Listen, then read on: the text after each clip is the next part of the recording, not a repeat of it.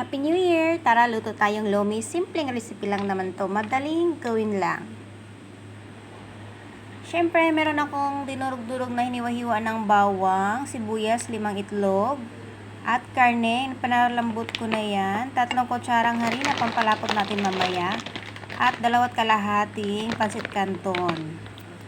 Repolyo at carrots. Yan lang naman dahil walang pork cubes, chicken cubes lang ang gamit ko. Mamaya ilalagay natin yon. Nagwatil ako ng 5 itlog muna para sabay-sabay na lahat at tinunaw ko muna yung harina, pinagalo-halo para walang buo-buo. Nagpainit na rin ako ng kaldero, sabay nilagyan ko na ng mantika dahil mainit-init na rin to. Mantika ang nilagay ko dahil ubos na yung butter. Kahit ano, nasa iyo na yung kung anong gusto mo, mantika or butter. At ginisa ko na ang bawang at sibuyas para bombay. Yun, bombay. Pagkatapos ng golden brown na ay nilagay ko na rin ang karne. Gigisahin muna natin para mas mabango talaga ang sahog. Sabawan na rin natin. Pagkatapos mag-isa ay lagyan natin ng sabaw. Depende sa iyo kung gaano karami ang lulutuin mo ay gano'n rin karami ang sabaw. At nung kumulo na nga ang sabaw ay nilagyan ko na ng 1 kalahating pansit canton. Dahil hindi naubos yung 2 kalahati, 1 kalahati lang nalagay ko. At sabay nilagay ko na rin yung gulay para hindi na malata yung pansit canton. Sabay-sabay na yan lahat. Pati pagtimpla, pamintang durog, nilagyan ko rin ng toyo, pampakulay konti. At nilagyan ko ng 1 kalahating chicken cubes. Sabay nilagay ko na rin yung 5 itlog na batil. Ayan. Habang nilalagay mo yung itlog, dahan-dahan mong halu-haluin para hindi mamuo yung itlog. Para mag-scramble talaga siya, ganyan.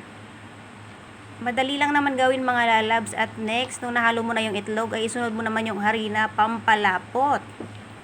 Ganyan lang. Huwag mo munang iubos yung 3 kutsara ng harina. Unti-untiin mo lang kasi depende naman yun sa dami ng tubig mo at sa gustong lapot mong makuha, ma-achieve. At nagdagdag na rin ako ng patis at asin. Yon, ganyan lang kalapot ang gusto ko dahil maglalapot pa yan mamaya pag naluto na.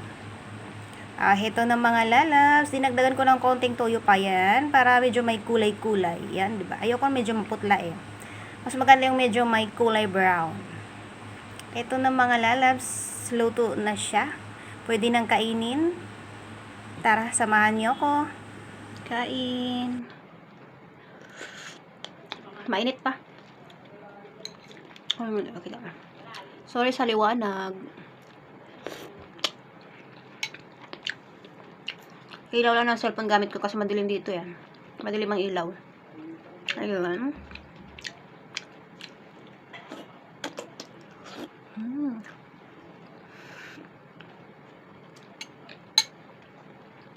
Happy New Year!